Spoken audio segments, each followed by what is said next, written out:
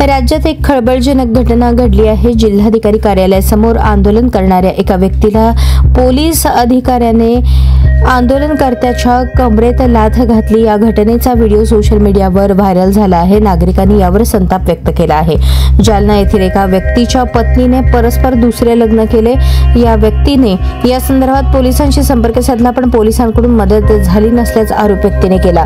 पत्नीने परस्पर लग्न केल्याच्या वैफल्यातून आणि पोलिसांकडून कोणतीही मदत न मिळाल्याने त्याने स्वातंत्र्यदिनी अंगावर रॉकेल टाकून आत्मदहन करण्याचा प्रयत्न केला।